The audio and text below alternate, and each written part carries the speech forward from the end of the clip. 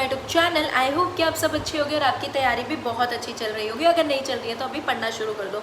जैसा कि मैंने आपको लास्ट वीडियो में प्रॉमिस किया था कि मैं आपको टीजीटी या फिर डीएसएसबी के कोई भी exam like clerk, junior judicial assistant और टीजीटी, पीजीटी सब में पार्ट 1 आता है, जिसमें 5 सब्जेक्ट्स होते हैं, reasoning, maths, GK, English and Hindi. ठीक है, जिसमें से मैथ्स और रीजनिंग के लिए मैंने वीडियो बना दिया है। अगर आपने अभी तक नहीं देखा है तो go and check out my video. अभी मैं रीजनिंग को कवर कर चुकी हूँ, मैथ्स को कवर कर चुकी हूँ, आज मैं कवर करूँगी जीके को। तो जब हम जीके की प्रिपरेशन की बात करते हैं तो GK is like general knowledge. ठीक है, इसे एक दिन में बढ़ाया नहीं जा सकता। ये एक समुद्र है, हम समुद्र में से एक एक बाल्टी डेली निकालेंगे, हम पूरा समुद्र तो नहीं निकाल पाएंगे, लेकिन हमारे पास एक अच्छा क्वांटिटी में नॉलेज इकट्ठा हो जाएगा। लेकिन मैं हमेशा ये बात बोलती हूँ कि जीके के अंदर स्कोर करना थोड़ा सा टफ टास्क होता है, बट डीएसएसबी के कुछ प्रीवियस ईयर पेपर को देख के, उसका पैटर्न देखने के बाद मैंने ये आइडेंटिफाई किया है कि कुछ ऐसे टॉपिक्स हैं जिससे बार बार क्वेश्चंस पूछे जाते हैं। तो उस उन टॉपिक्स को हम कैसे कवर करें कि हम मैक्सिमम स्कोर कर पाएँ। जीके के अंदर 20 में से 15 लाना इज़ लाइक अ बहुत बड़ा task. If your GK is good you will get 15 plus भी ला सकते हो, बट 15 लाने के लिए आपको पता है कितनी मेहनत करनी पड़ेगी। अगर आप मेरे साथ मेहनत करने के लिए तैयार हो तो मैं भी आपके लिए मेहनत करने के लिए तैयार हूँ। जैसा कि मैंने आपको बोला कि मैंने हर वीडियो को 3 पार्ट्स में बांटा। आज की वीडियो को हम 2 सेक्शंस में बांटेंगे। पहला एक स्टैटिक जीके होने वाला है और दूसरा करंट अफेयर्स होता है। पहला क्वेश्चन आपका कि मैम करंट अफेयर कितना पढ़ें, क्या ये ज़रूरी है। देखो, मैं बात करूँगी करंट अफेयर की, तो आप पिछले 1 साल का करंट अफेयर कर सकते हो, लेकिन करंट अफेयर इज़ लाइक कि यार देखो 20 में से 2 क्वेश्चन अगर करंट अफेयर से आ जाते हैं, मैं कहती हूँ 3 क्वेश्चन भी आ जाते हैं।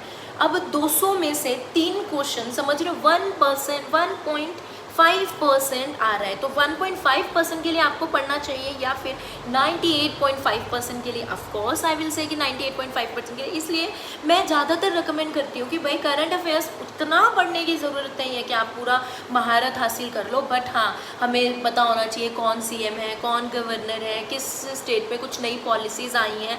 इतनी बेसिक नॉलेज आपको होनी चाहिए, बट इतनी सारी डिटेल में हर स्टेट में क्या हो रहा है उतना पढ़ने की ज़रूरत नहीं है। तो करंट अफेयर लास्ट 1 ईयर का करना है, बट सीएम कौन है, गवर्नर कौन है, कौन सी पॉलिसीज़ आई हैं, न्यू अपॉइंटमेंट्स क्या क्या हैं, इसके कुछ इंपॉर्टेंट टॉपिक्स हैं, सिर्फ उतने ही करने हैं, ज़्यादा नहीं करना। अब बात करते हैं स्टैटिक की। स्टैटिक जीके इज़ लाइक कि देखो, इसको भी हम 2 पार्ट्स में बांटते हैं। एक पहला पार्ट होता है कि भाई history, civics, geography, biology, physics and chemistry. ठीक है, और इसका दूसरा वाला जो स्टैटिक का पार्ट होता है उसके अंदर हम जैसे कि ले लेते हैं नेशनल पार्क कितने हैं, डैम्स कितने हैं, रिवर्स कहाँ से निकलती हैं और कितने बायोस्फीयर रिवर्स हैं, और फर्स्ट पर्सन कौन था, फर्स्ट पर्सनालिटी है ना, और ये वाली बुक किसने लिखी है। तो इस वाले हिस्से को हम इधर बांट देते हैं। अब बात आती है इस वाले पोर्शन को लेते हैं, like history, civics and geography. History, civics, geography कैसे करनी है। देखो, मैं हिस्ट्री में बताती हूँ, आपको सिर्फ मॉडर्न हिस्ट्री करनी चाहिए, क्योंकि एंशिएंट और मेडिवल से एक क्वेश्चन कभी कभी पूछा गया है। तो आपको क्या करना चाहिए, मॉडर्न हिस्ट्री पढ़नी चाहिए। जब हम बात करते हैं सिविक्स की तो हमें पढ़ना चाहिए कॉन्स्टिट्यूशन ऑफ इंडिया। मैं डिटेल में भी बता सकती हूँ कि कौन कौन से हर चैप्टर में क्या, मतलब हर सब्जेक्ट्स में क्या क्या टॉपिक है जो मोस्टली रिपीटेड है। मैंने एक एक बुक उठाई, एक प्रीवियस ईयर आपका उठाया, और आई जस्ट चेकआउट कि भाई लास्ट ईयर में कहाँ से क्वेश्चन आ रहे हैं, हर एग्जाम के मैंने उठा के चेक किए।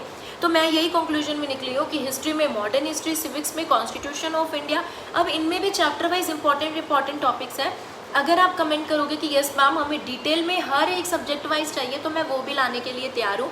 अगर आप लोग तैयार हो, अगर आप लोगों की डिमांड होगी, कमेंट्स में जितना ज़्यादा रेशो ये होगा कि हाँ यस मैम लेके आओ, हमें जीके के लिए डिटेल वीडियो चाहिए हर चैप्टर वाइज, तो मैं वो भी लाने के लिए तैयार हूँ। मेरे पास हर किसी टॉपिक के लिए एक शॉर्टकट ट्रिक्स होती हैं, हर के प्रीवियस ईयर क्वेश्चंस भर के होते हैं, तो अगर आप बोलोगे तो मैं वो भी ले आऊँगी। ठीक है, अगला आता है ज्योग्राफी। ज्योग्राफी में आपको इंडियन ज्योग्राफी ज़्यादा पढ़नी चाहिए। वर्ल्ड से कुछ टॉपिक्स हैं जो आते हैं, हिस्ट्री, सिविक्स, ज्योग्राफी हो गया, बायोलॉजी, फिजिक्स एंड केमिस्ट्री। इसमें आपको ऊपर से पढ़ना है, जैसे लाइक 9th और 10th का पढ़ लो थोड़ा, या फिर मेरे पास एक बुक है, मैं उसमें बताऊंगी, आप वहाँ से भी कर सकते हो।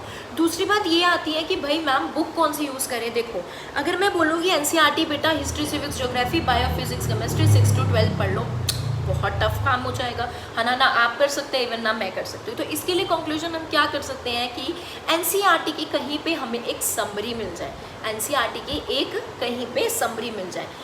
मैंने बुक, आप अगर बोलोगे कि हम कौन सी बुक्स का यूज़ करें, तो पहला मैं आपको बोलूँगी कि आप ये वाली बुक का इस्तेमाल कर सकते हो। ये किसकी है? किरण पब्लिकेशन की बुक है। मैंने इसको क्यों बोला बेटा? क्योंकि ये बेस्ड ऑन एनसीईआरटी है। एनसीईआरटी का जो भी बुक्स हैं उसके एक तरीके से ये छोटी छोटी सी समरी बता रखी है।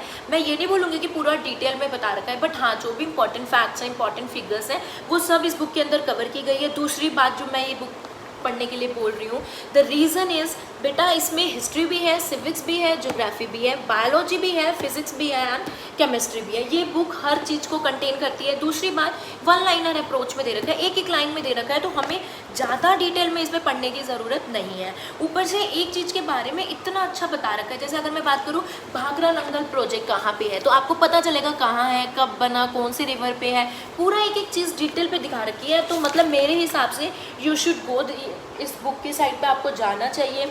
हर मतलब एक अच्छे से सिलेबस दे रखा है इसके अंदर, तो अलग अलग बुक्स नहीं खरीदनी पड़ेंगी, अलग अलग एनसीईआरटीज़ नहीं करेंगे।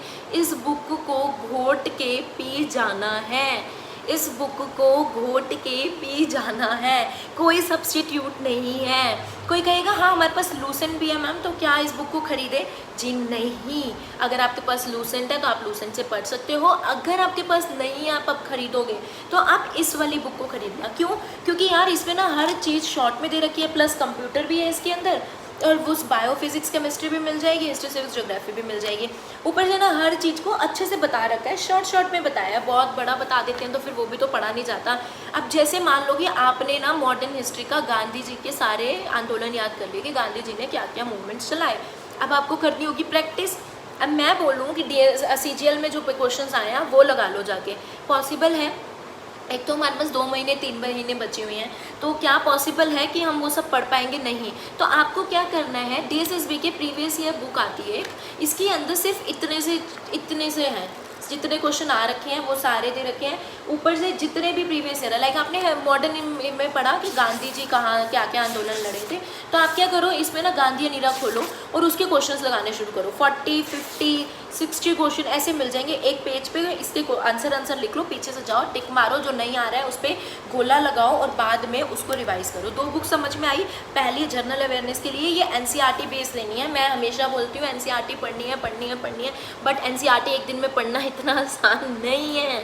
तो क्या करोगे, इस बुक को पढ़ोगे तो इससे एनसीईआरटी भी कवर हो जाएगी और सिलेबस भी हो जाएगा। दूसरी बात, प्रैक्टिस यहाँ से करनी है। तीसरी चीज़, हम टेस्ट कहाँ से दें, तो मैंने पहले भी बताया था, टेस्ट आपको टेक्स्ट बुक से देना है। वहाँ पे विंटर सेल भी चल रही है, आप मेरा ज्योति कोड लगाओगे तो आपको वहाँ पे अच्छा खासा डिस्काउंट भी मिल जाएगा और आप प्रैक्टिस भी कर पाओगे। मैं एक टेक्स्ट बुक क्यों सजेस्ट करती हूँ, देखो उसके पीछे का एक रीज़न ये है कि मैंने देखा कि ना हर, जैसे कि लाइक प्रतीक शिवालिक सर हो सकते हैं या फिर हिमांशी मैम हो सकते हैं, इन सब ने ना अपने अपने टेस्ट सीरीज़ निकाली है, ठीक है।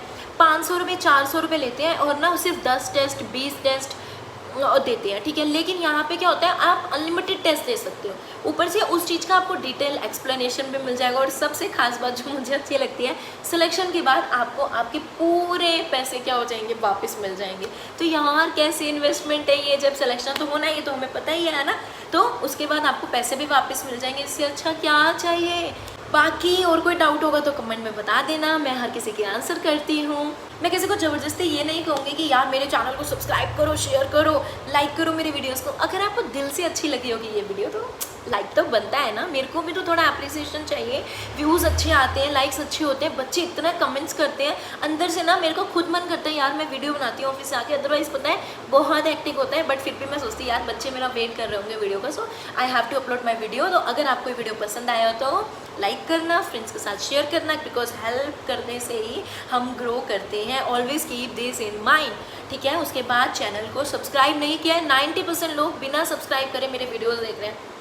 भाई क्यों, पैसा लगता है क्या सब्सक्राइब करने का? मुझे मोटिवेशन मिलेगा, मेरे सब्सक्राइबर बढ़ेंगे तो। मुझे सब्सक्राइबर नहीं, मुझे अपनी फैमिली बढ़ानी है। हम लोगों की फैमिली ज़्यादा होगी तो ज़्यादा मोटिवेशन आएगा आपको भी और मुझे भी। By the way.